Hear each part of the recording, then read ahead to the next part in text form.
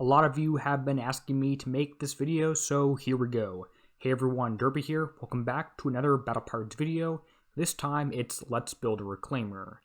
Of course, this is not me just throwing a build at you and calling it a how to build a reclaimer. It's let's build, multiple options for the ship, multiple things to consider, especially for this build in particular, so let's get started.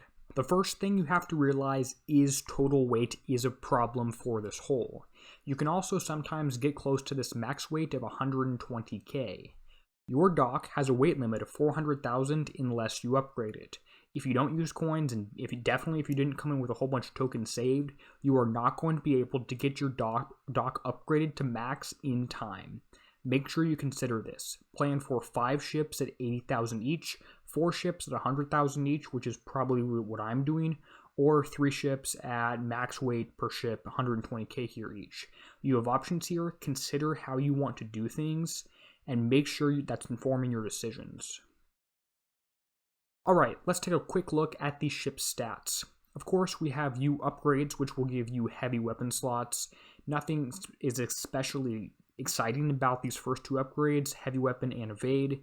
U3 is more exciting, gives you as much survival as 2 of each armor roughly, and also increases your damage by about 20%, which is exciting. Radioactive range is lower on this hull, so it's going to be a short range hull. If you don't like that, tough. You don't really have any other options in today's game.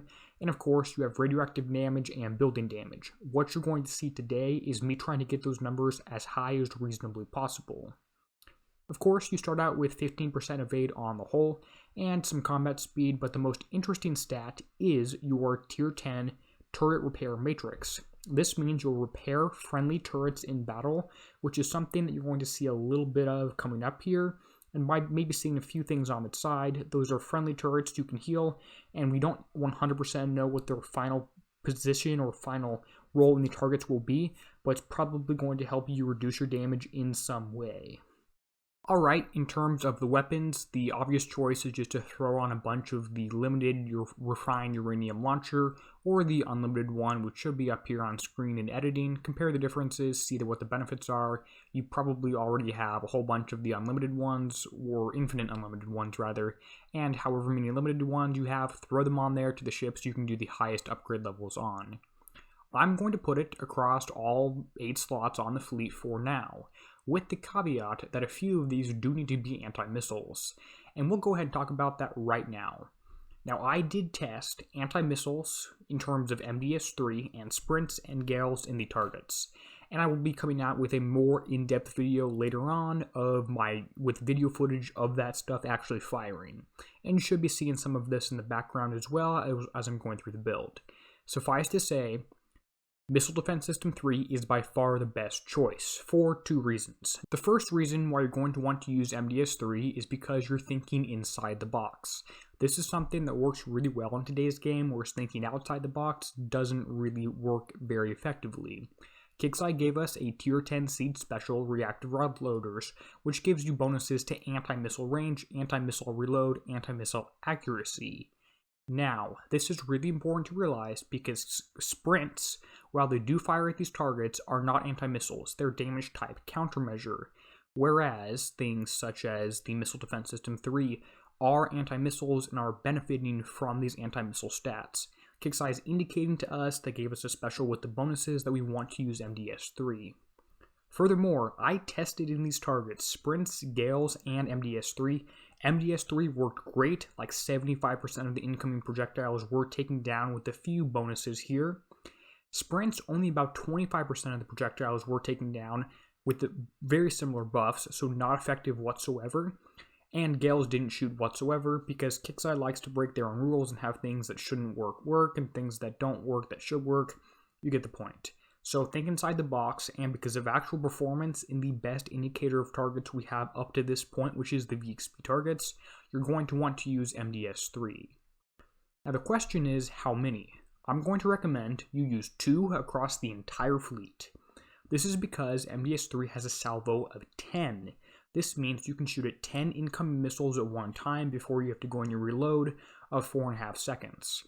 Now, with your bonuses you're going to have to missile reload, anti-missile reload rather, and your legendary rank, this is going to be under a second.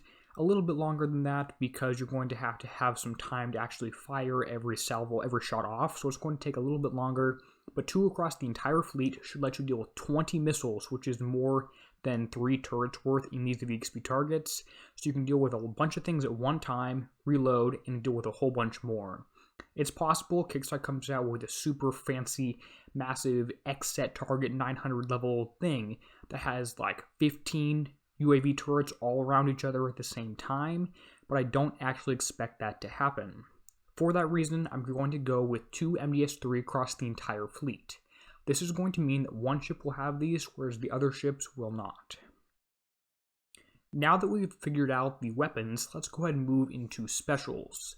The first option is an engine, and the choice that Kixeye wants us to use here is pretty clear. It is the nuclear power core engine.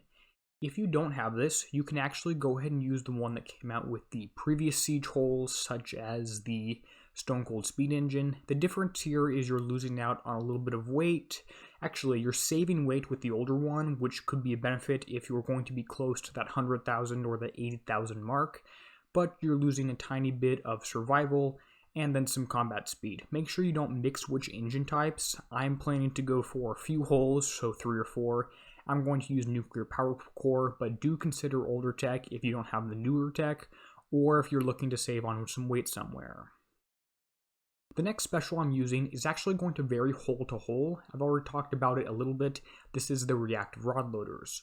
Only put this one on things you have countermeasures on. That makes sense? Because this gives countermeasure buffs and radioactive reload, only put it on things you have countermeasure buffs on. If you don't have countermeasures, you can use something else that gives you better radioactive reload, which in this case turns out to be Autoloader 4 at plus 66%, whereas reactive rod loaders only has about 30%, 35%. So if you have Missile Defense System 3s on your hulls, use reactive rod loaders. If you don't, use Autoloader 4. Also, keep in mind weight might be an issue, so consider that first. There is also the option that you want to run a flagship as a tank, which I think I'll probably be doing, but I'll leave this slot blank on my flagship. There's a possibility you want to run as a tank, use Guidance Score number 3 in that case, matches the combat speed. It's the same as Agility System 4. Agility System 4 gets you no benefits because there's nothing that gives you a slow or a stun in this target. Next up, we do have a damage boosting slot. This choice is pretty obvious to me and is going to be high pressure piping. You might say, but Derpy, hold on, wait. High pressure piping just gives you, plus 80% building damage and plus 55% radioactive damage, whereas Siege Targeting 4 gives you a much higher number than that, an absolute plus 165%. It turns out because of Kixeye math, which is actually just simple algebra in this case, high pressure piping is better from a damage perspective, because building damage and radioactive damage are multiplied together. Also, plus 110% projectile speed is super important for your countermeasures, your missiles, shooting down UAVs, and also even just your launchers, hitting the turret faster, killing it more quickly, so you spend less time actually getting shot at, might save a few shots. This is definitely the best choice to use here. Other than this one, Siege Targeting 4 probably another option, or something else that boosts projectile speed. High velocity rounds could be an option on a countermeasure ship if you don't have this one. Then we're going to move over to another special that also buffs a whole bunch of damage, and this is a limited one. This is the Radioactive Battery 1.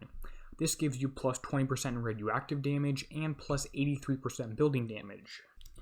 This works out to be a roughly plus 120% buff once you multiply the numbers together, how Kixeye does it. So it's better than Siege Battery or Ballistic Battery 2 even, because this just has ballistic damage, which doesn't help you, and building damage, which, as I said, plus 95% is lower than the 120% that this gets you because you multiply radioactive and building together. Go ahead and use Radioactive Battery. It is a great option here. If you don't have this one, going for another sort of just Siege Battery, just the regular Siege Battery, not Siege Targeting, that won't stack, that could be an option here, 93% building damage. So there you go, that's another damage boosting special. These last two are again things I'm pretty set on. One of these is critical compression system, which gives you a whole lot of weight, but also 6 times supercharge is really, really nice, and radioactive reload, and some combat speed to outrun some stuff. So critical compression system is a fantastic special built purposely for this hole. It's great. If you don't have this, go ahead and use the insulated charge capacitor instead. It gives you same weapon weight, slightly lower bonuses, but it is an option for you. It's unlimited, same combat speed. If you don't have all of this new one, you can actually miss things. So critical compression system, pretty clear choice. This last one is a special that we used on the Punisher. It is the Atom Absorption system. And you're using this one because it gives you some radioactive damage, which is great. You're going to notice a really, really high final radioactive damage number, as well as helps your shockwaves. The way I understand it from Kick's Eye, the shockwave damage that happens is on the hull that does the final shot.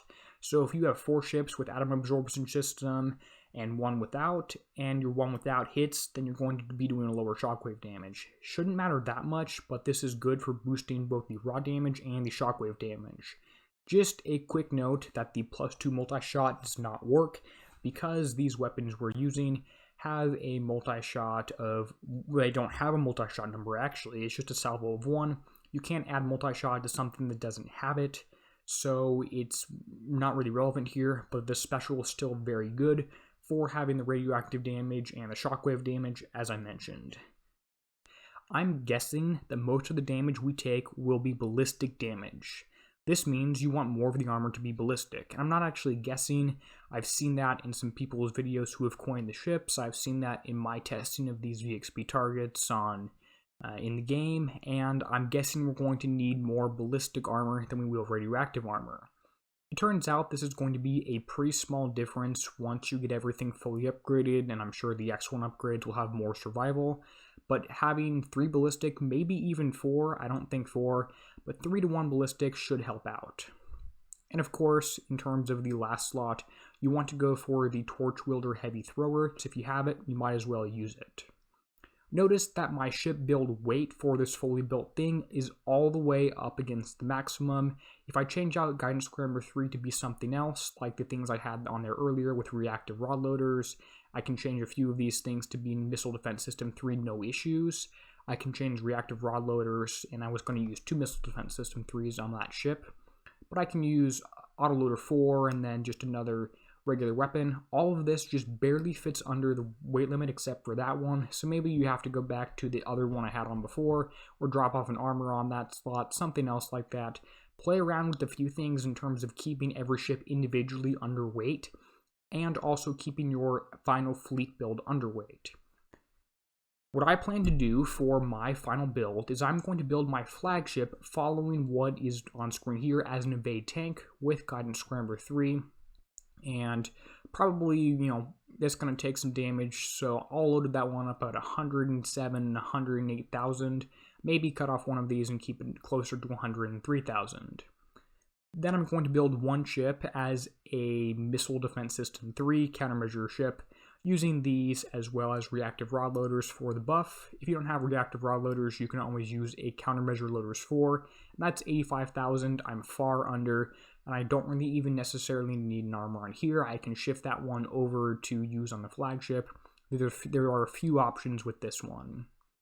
And then if I build a 3rd or a 4th ship, I'll go ahead and put that one all offense with an autoloader 4, and having a ballistic armor or radioactive armor never hurts. I'm guessing that maybe more ballistic on those if you get hit by some stuff. I'm not totally sure.